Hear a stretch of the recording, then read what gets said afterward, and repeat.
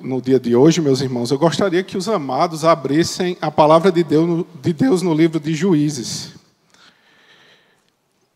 É o 7º livro da Bíblia, você passa aí de Josué, o próximo livro é Juízes.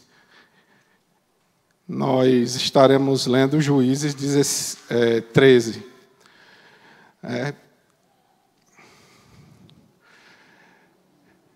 Mas antes de falarmos sobre esse juiz em especial, que a gente conhece muito bem, desde o departamento infantil, a gente tem contato com ele, nós vamos falar um pouco sobre o contexto dos juízes, para facilitar o nosso entendimento durante a exposição bíblica.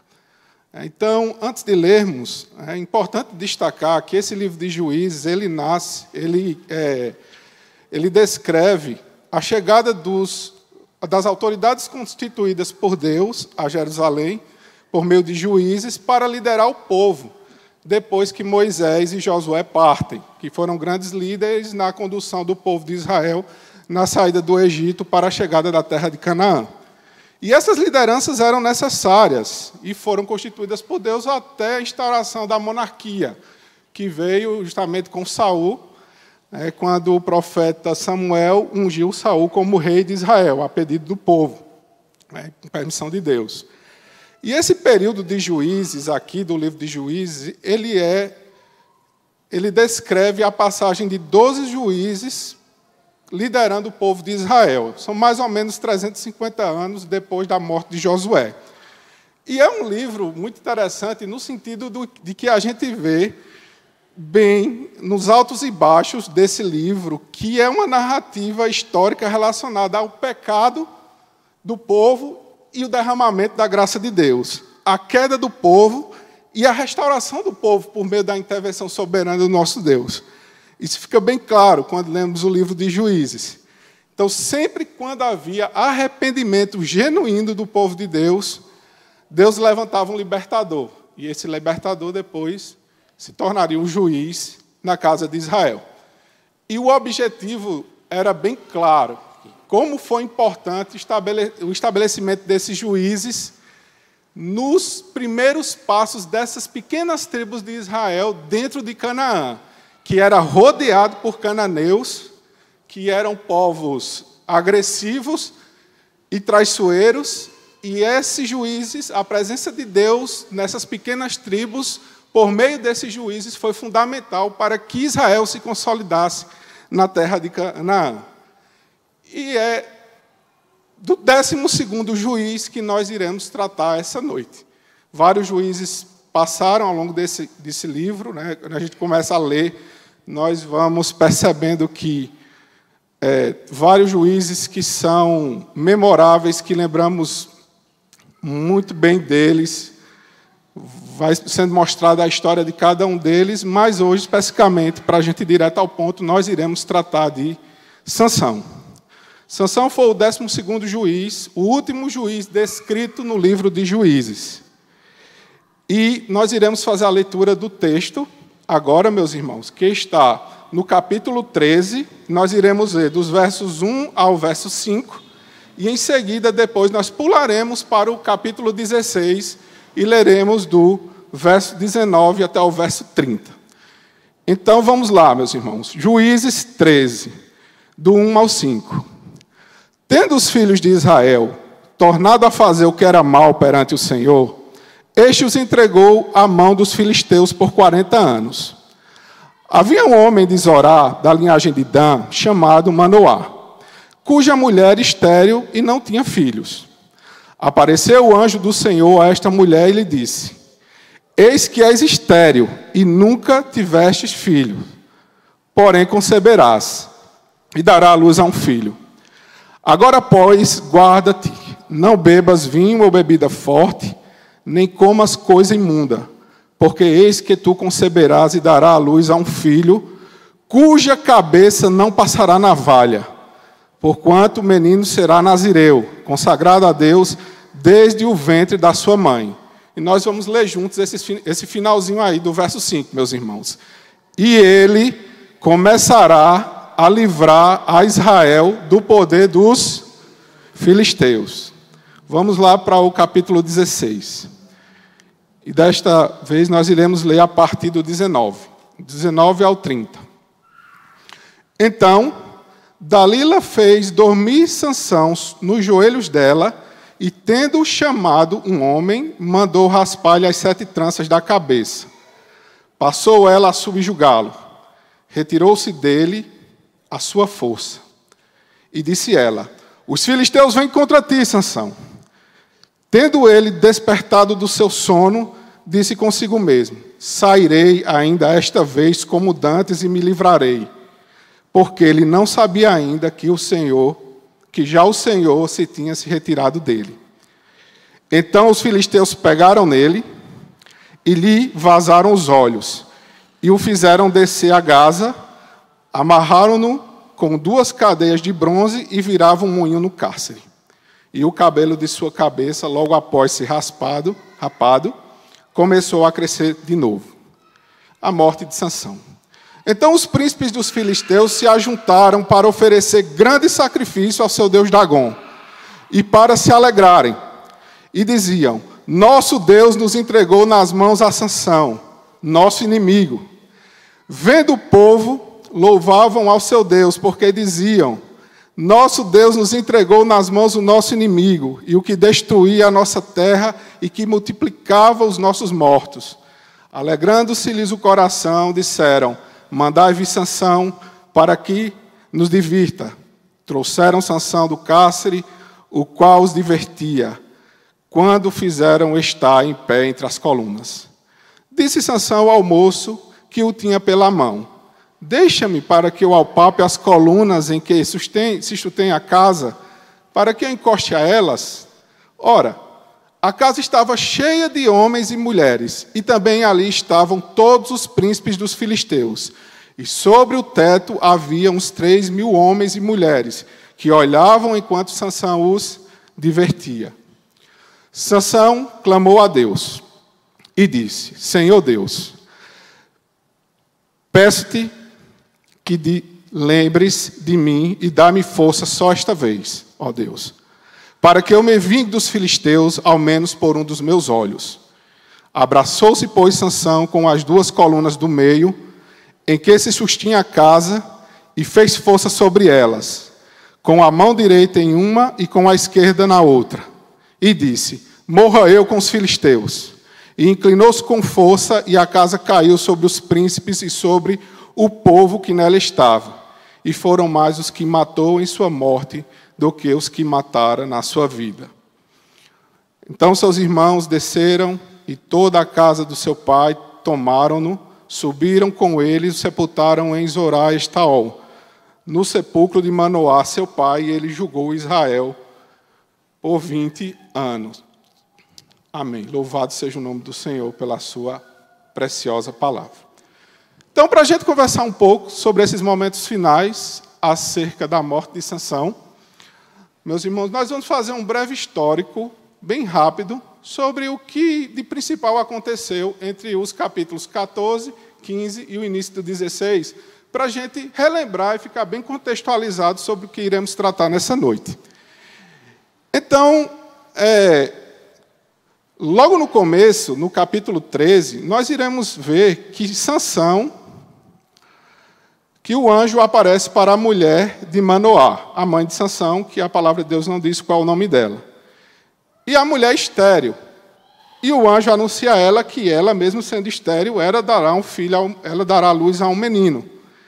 E esse menino vai ser consagrado nazireu, vai ter uma aliança com o Senhor de nazireu, e a restrição que não poderia ocorrer durante a gestação dele era que não podia tocar nada imundo nem tomar bebida forte. Por quê? Porque o nazireu é consagrado ao Senhor desde o ventre da sua mãe. Então, a prática partia dos pais.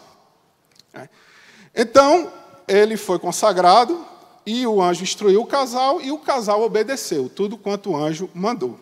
Só que quando Sansão nasce, o comportamento dos pais não é reproduzido no filho. Sansão, ele vai demonstrando ao longo da sua vida uma grande inclinação para satisfazer as concupiscências da sua carne.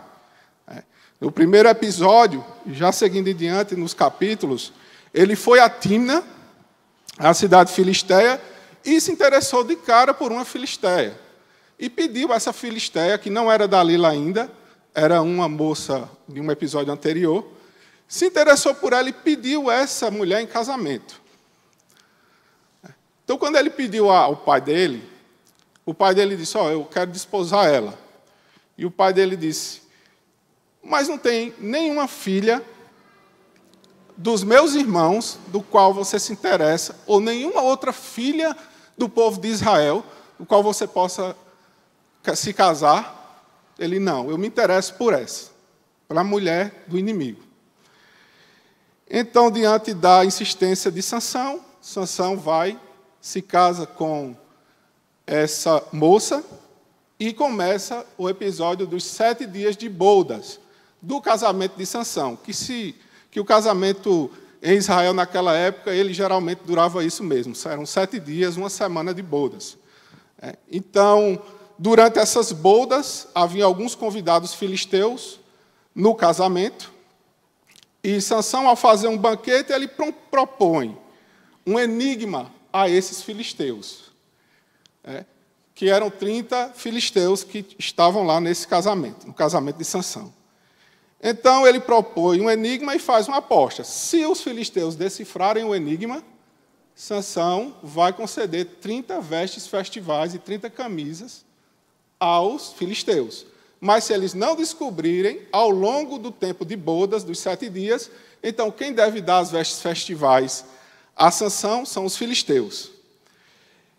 E o tempo vai passando, os filisteus não vão descobrindo esse enigma, e começam a persuadir a mulher de Sansão.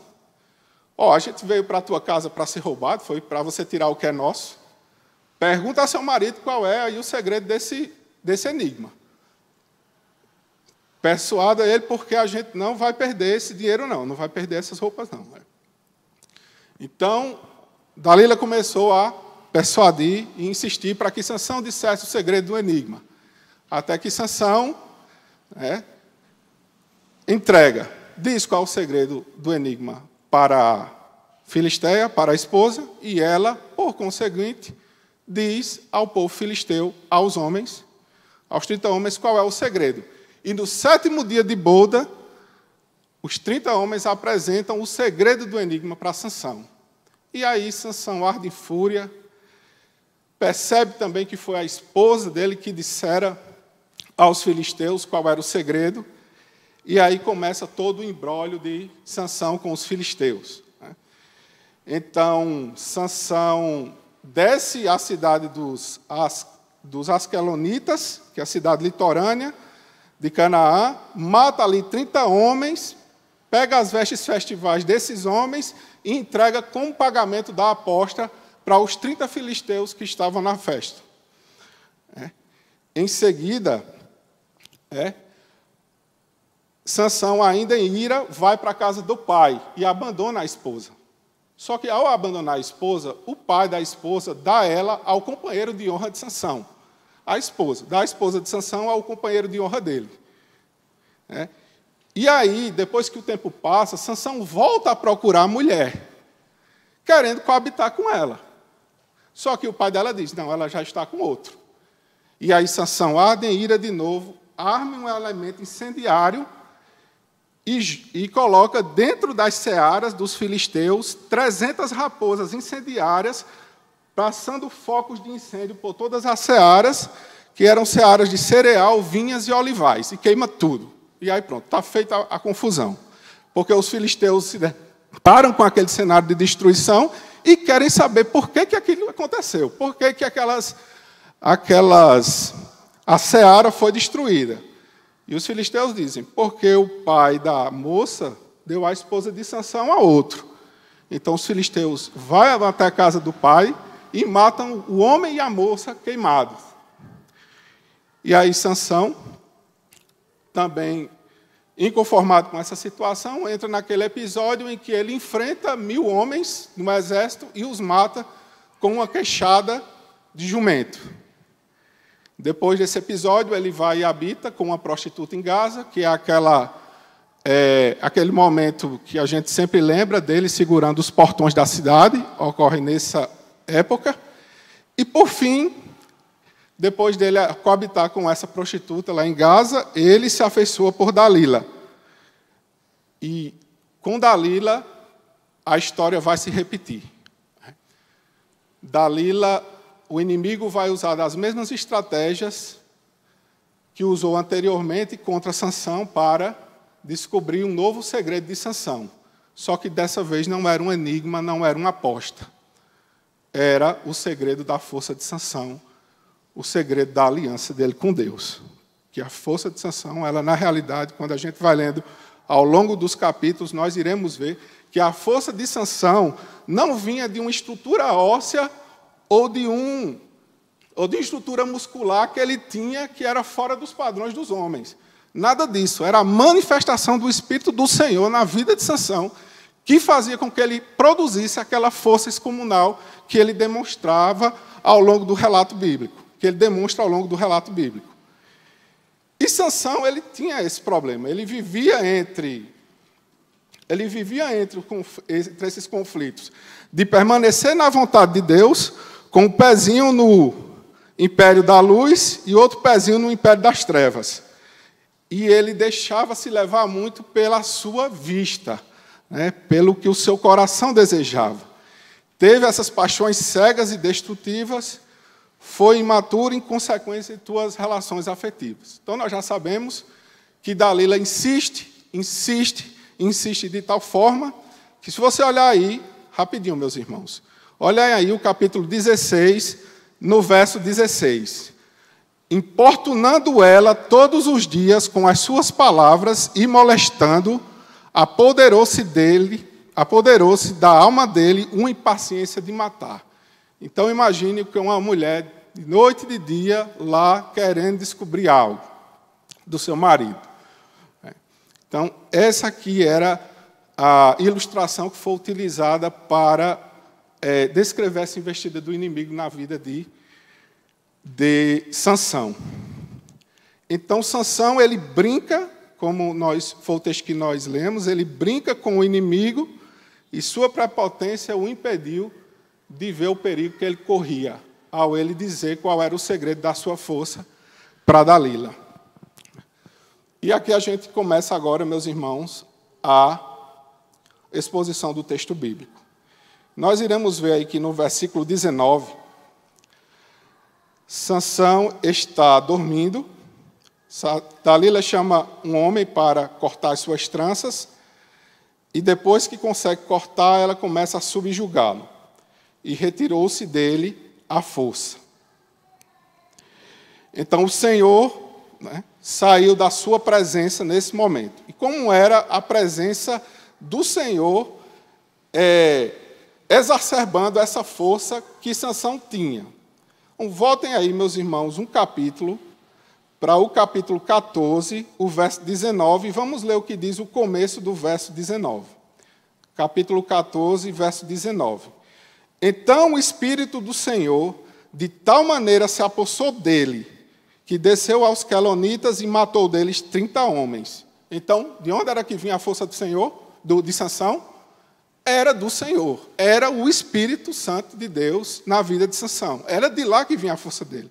Ele não tinha nenhuma estrutura diferente da que a gente tem.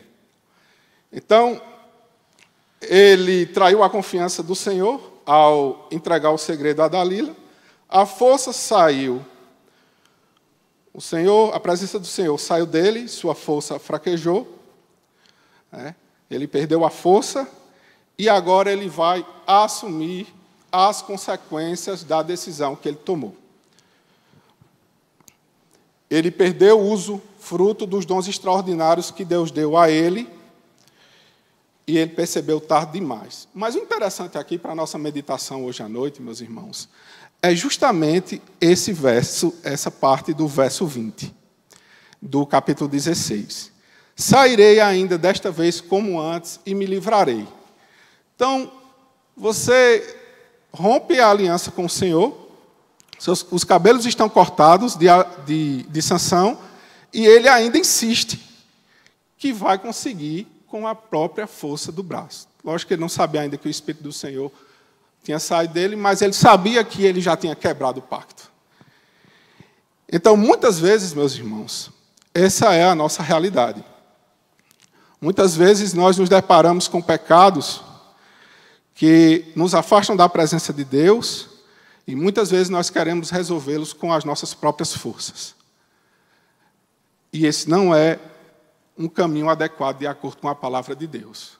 Porque para resolvermos os problemas de pecados que nos impedem de entrar verdadeiramente na presença do Senhor, nós precisamos do Senhor. A força para subsistirmos, para sobressair do pecado, ela vem do Senhor. É do Senhor, o Espírito do Senhor que habita em cada um de nós. E não é o caso aqui de Sansão. Sansão ele vai querer resolver com a própria força do braço. Muitas vezes, alguns irmãos ou alguns homens de Deus, eles tentam resolver os seus problemas de pecado usando sua própria força de raciocínio, sua própria força, suas capacidades físicas. E isso não é salutar, porque quando lidamos com o império das trevas, nós precisamos de armas e armaduras que vêm do Senhor, que vêm de Deus, porque a força vem dele. Então, esse é o ponto de destaque aqui nessa passagem, quando mencionamos o verso 20, meus irmãos.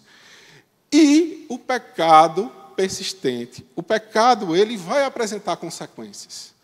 Aqui no livro, no capítulo 16, as consequências do pecado nós iremos ver aí a partir do verso 21 até o verso 25. Que nós teremos aí o que os filisteus fizeram com Sansão depois que ele perdeu a força e sucumbiu nessa queda vertiginosa como consequência da quebra do pacto. Então os filisteus pegaram ele, como está aí no verso 21, e lhe vazaram os olhos. Fizeram descer a Gaza, amarraram em 2 cadeias de bronze e ele virava um moinho do cárcere. Mais para frente, no verso 25, vocês irão ver que o texto diz assim: alegrando-se-lhes o coração, disseram: manda vir Sansão para que nos divirta. Trouxeram Sansão do cárcere, o qual os divertia, quando o fizeram estar em pé entre as colunas. Então, essa é a palavra de Deus, nos mostrando as consequências que enfrentamos quando insistimos em permanecer em pecados persistentes. Não aquele pecado que a gente escuta a voz do Senhor e se distancia dele o mais rápido possível, mas aquele que a gente acomoda na nossa vida e acaba virando entulho e impedimento para os projetos preciosos que Deus tem na vida de cada um de nós. E é desses que nós precisamos de lembrar, de nos livrar, porque eles trazem consequências danosas para a nossa vida. Essa consequência que nós acabamos de ler, meus irmãos, elas são consequências físicas que aconteceram da parte física de Sansão. Furar os olhos, trabalhar como escravo no moinho e ser motivo de chacota para o povo filisteu dentro do templo de Dagon, do deus pagão, era o fundo do poço para qualquer israelita juiz naquela época. Era o fundo do poço. E ele estava enfrentando essas consequências de forma física, mas se você ampliar a sua visão, você vai ver que essas consequências também elas se aplicam do ponto de vista espiritual. Porque muitas vezes nós pecamos e estamos acostumados a ver só as consequências do pecado a nível físico, mas a nível espiritual tem grandes implicações. E é o que a gente vai destacar agora nessa passagem. No verso 21, meus irmãos. Quando pecamos, notem, vamos fazer agora, transpor a visão para a visão espiritual. Quando nós pecamos, nossos olhos começam a ser vazados. Nós vamos nos distanciando da luz e entrando nas trevas. Tudo vai ficando mais escuro, mais embaçado, e é como se os olhos estivessem vazados. Tivéssemos tendo problema na nossa visão, na visão da luz, na visão espiritual, no discernimento espiritual, necessário para se desvencilhar dessas correntes. Em segundo, nós começamos a trabalhar como escravos. Nós começamos a ficar viciados, se não tomarmos cuidado, nessa prática pecaminosa que agrada o nosso Deus. E isso é espiritual. O Senhor Jesus diz lá em João 8,34 o seguinte: replicou-lhe Jesus: em verdade vos digo, que todo aquele que comete pecado, ele é escravo do pecado. Então, na prática, o que acontece é que você começa a rodar moinhos também, andar em círculos, quando você permite que esses pecados sejam acomodados na sua vida cristã. E, por último, não menos desastroso, você vai perder a autoridade. O servo de Deus perde a autoridade. Por quê? Porque ele agora vai virar motivo de chacota do inimigo. O inimigo vai escarnecer do servo que caiu, porque esse é o prazer que ele tem. É ver um servo autêntico, temente ao Senhor, que busca os caminhos do Senhor, que está dia e noite na presença do Senhor, buscando verdadeiramente, e ele tem prazer de ver a derrota desse servo de Deus. Ele se regozija, é um prazer que o inimigo tem, e que é refletido aqui, é exposto aqui, por meio do texto bíblico. Então, Sansão está lá divertindo os filisteus, e nessas horas nós ficamos meio consternados de vermos Sansão, um juiz do Senhor, passando por aquela situação. Uma situação de fundo do poço, de desprezo total. Mas eu quero dizer algo para vocês nessa noite, meus irmãos, que apesar das falhas e do erro de Sansão, nós temos um Deus que escreveu essa palavra. E o que ele diz na sua palavra se cumpre na vida dos seus servos, apesar das suas falhas. E é o que nós vamos ver agora no texto bíblico. Nós vamos para o verso 29. Vamos primeiro para a oração. Verso 28 do capítulo 16. Sansão clamou ao Senhor e disse: Senhor Deus, peço-te que te lembres de mim e dá-me força só esta vez, ó Deus, para que eu me vingue dos filisteus, ao menos por um dos meus olhos. Sansão, nessa hora, estava pensando na tragédia que sua vida tinha se transformado e tinha o desejo ardentemente de ver o sangue dos filisteus, e foi o que ele pediu ao Senhor. Mas o Senhor, ele tem comprometimento com o que ele diz na sua palavra. E qual foi a palavra do Senhor? Vamos voltar lá para o capítulo 13, meus irmãos. Capítulo 13, verso 5. O que foi que o anjo do Senhor anunciou para a esposa de Manoá? Lá no finalzinho, que a gente leu juntos, do verso 5. Vamos todos? E ele começará a livrar a Israel do poder dos filisteus. Então, Sansão, meus irmãos, com as duas mãos encostadas naquelas colunas, ele estava bem no centro da vontade de Deus, porque Deus o usou poderosamente para abalar as estruturas daquele templo e destruir o centro de comando dos filisteus.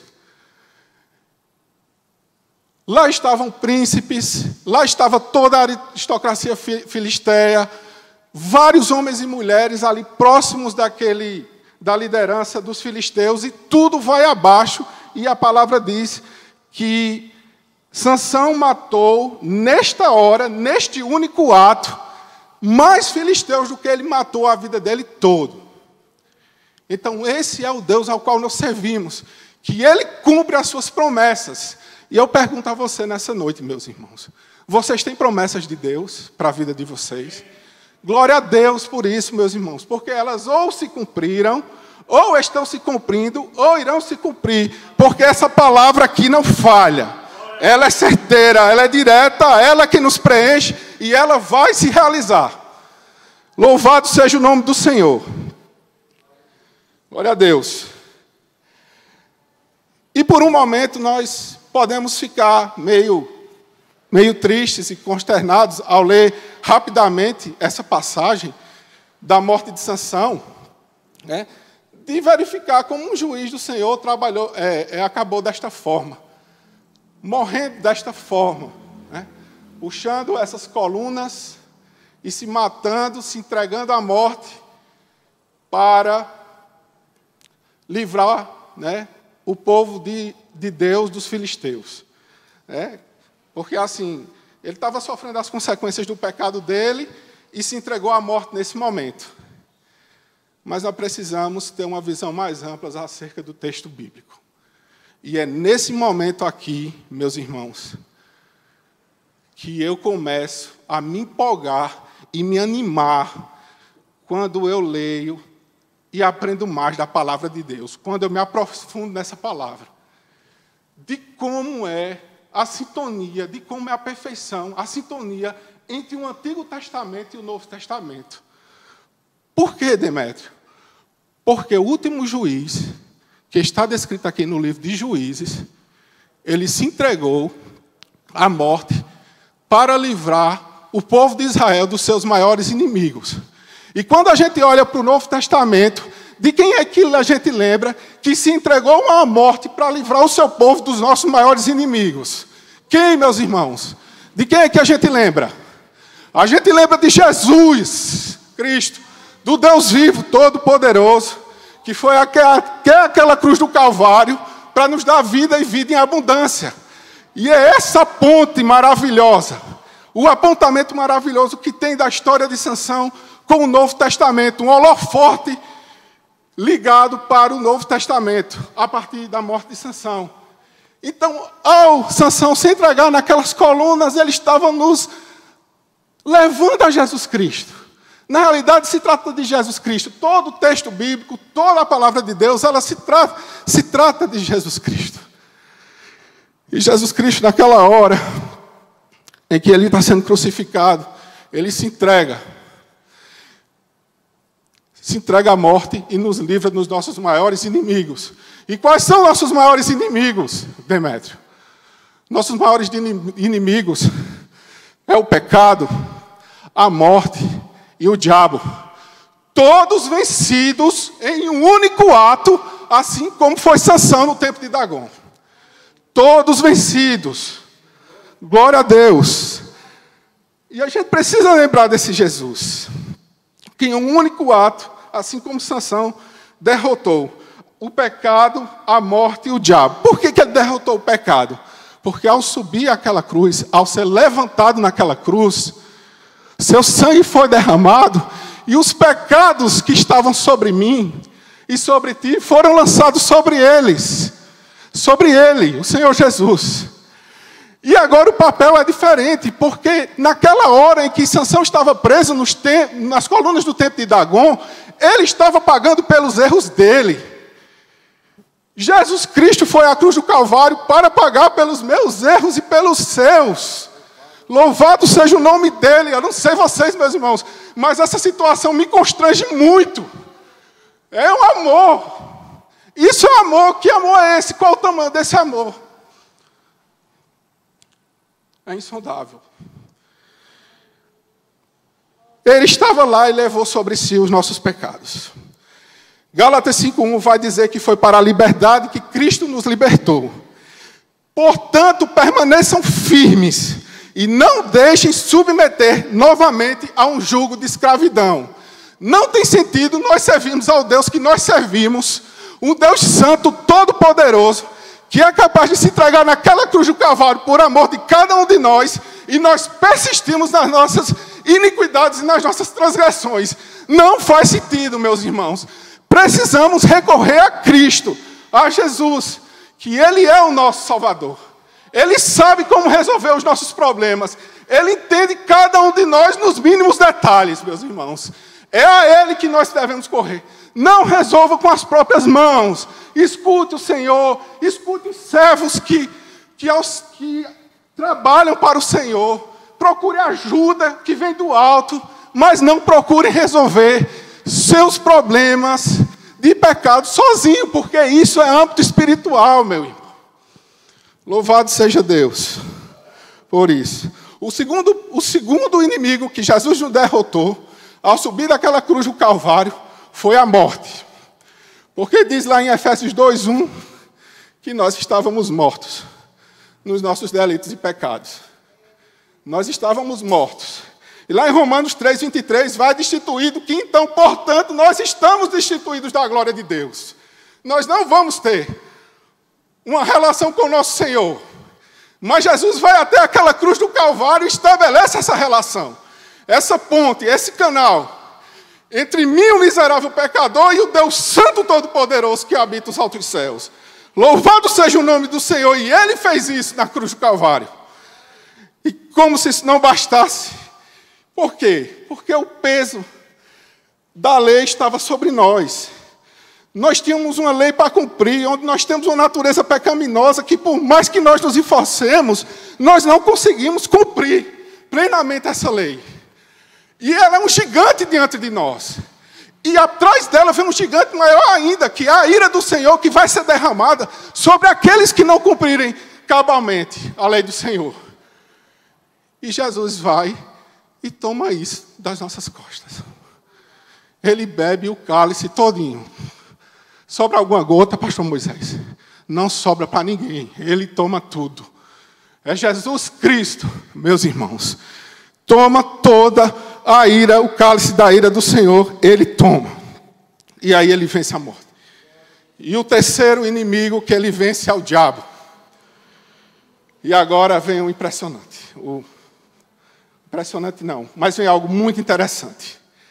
Lá em Colossenses 2,15 vai nos dizer que e tendo despojado os principados e potestades, fez deles um espetáculo público, triunfando na cruz do Calvário. Nesse momento, na cruz do Calvário, o Senhor Jesus está pisando na cabeça da serpente, como havia sido prometido lá em Gênesis. Do ventre da mulher iria nascer aquele que pisaria a cabeça da serpente, e é justamente isso que ele está fazendo ao subir, ao ser levantado naquela cruz. E agora se inverteu. Sansão estava num espetáculo público, onde o povo inimigo estava arrazoando com ele, e agora se inverte.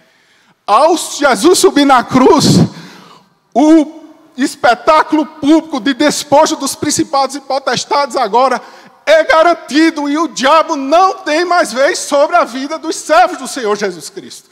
Porque ele nos garantiu isso ao subir na cruz do Calvário. Louvado seja o nome do Senhor por sua maravilhosa graça derramada nas nossas vidas. E eu pergunto a cada um dos irmãos nessa noite: como podemos buscar santificação com as nossas próprias mãos, a parte da presença desse Deus Santo Todo-Poderoso, a parte do Senhor Jesus Cristo? Não temos, meus irmãos. A arma certa é estarmos aos pés de Cristo. Quando o pecado se transformar em uma bola de neve que você não está vendo com seus olhos, como desfazê-la? É aos pés de Cristo, com confissão de pecado e verdadeiro arrependimento que nós devemos ir, e Ele resolverá. Ele indicará o caminho certo pelo qual nós devemos seguir para se desvencilhar, porque Ele foi capaz de fazer tudo isso por amor de cada um de nós. Glória a Deus.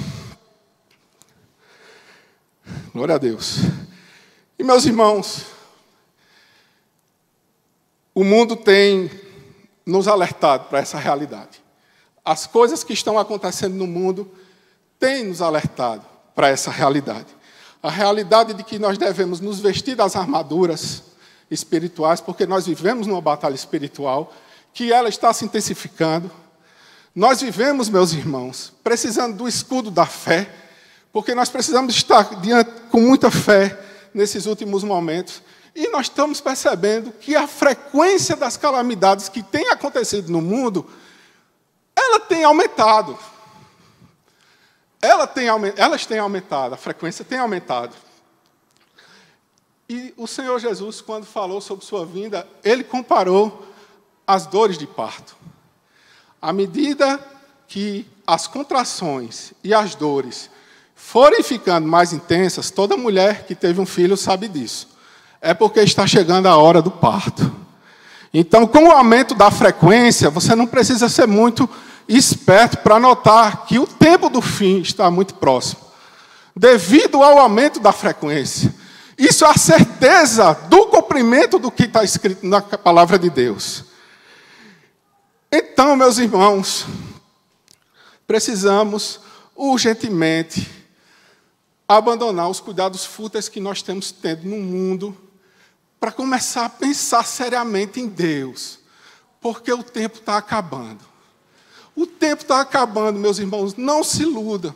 Você tem um Deus precioso na sua frente, que te deu tanto, que tirou tanto das suas costas, para que te vê bem, para que te vê no aprisco dele, trazendo os bons frutos que a sua poderosa mão traz nas nossas vidas. E é desse Deus que nós precisamos. Não tem outro lugar no mundo melhor para estarmos do que no centro da vontade e na presença do Senhor, meus irmãos. E eu tenho certeza, pelo que o Senhor tem feito nessa igreja e o que Ele tem feito nesses últimos tempos, que Ele quer fazer grandes coisas no nosso meio. Grandes coisas. Ele já está movendo as estruturas para isso, meus irmãos. E nós precisamos desentulhar e tirar das nossas vidas aquilo que não serve ao Senhor, para que quando sua bênção sobrenatural seja derramada no meio de nós, nós estejamos aqui como brasas quentes, em fogo, para fazer a diferença nessa cidade, nesse estado, e nesse país e nesse mundo, meus irmãos. Nós clamamos tanto por avivamento. Se clamamos por avivamento é porque nós queremos isso. Amém, meus irmãos? Louvado seja o nome do Senhor. Glória a Deus. Então é isso que eu queria compartilhar com os irmãos hoje. Uma fé revigorada pela visão do sacrifício de Sansão, né? E a prestar atenção nessas 3 aplicações, em que a gente discorreu sobre elas ao longo da exposição do texto. A primeira aplicação é atenção às consequências espirituais das nossas transgressões, principalmente aquelas que são persistentes. Tenha atenção, algo acontece no mundo espiritual que nós não temos a visão clara das consequências de imediato, e nós precisamos limpar, por mais que vá doer. Eu tenho que falar o que o Senhor me deu, eu não posso massagear a igreja, não. Amém, meus irmãos? Segunda aplicação, lembre-se, o Senhor, Ele cumpre o que diz na sua palavra. E se Ele disse que estará conosco todos os dias, até a consumação dos séculos, você pode acreditar que Ele está aí do seu lado para lhe estender a mão na hora que você precisar. Na hora da angústia e da calamidade, clame ao nome do Senhor e Ele te ouvirá. Essas são promessas da palavra de Deus que são inerrantes. E a terceira, fique atento aos sinais dos tempos. Estamos prestes a ver o nosso Senhor aparecer nesses céus. E Ele vai chamar a igreja dele e nós estaremos lá reunidos. Precisamos continuar com perseverança em busca disso, porque isso vai ser glorioso. O momento de nós vermos Jesus Cristo face a face vai ser tão glorioso que você nunca imaginou algo na sua vida como essa hora. Eu louvo ao nome do Senhor por essa oportunidade. Devolvo a palavra ao dirigente, que a igreja seja abençoada em nome de Jesus.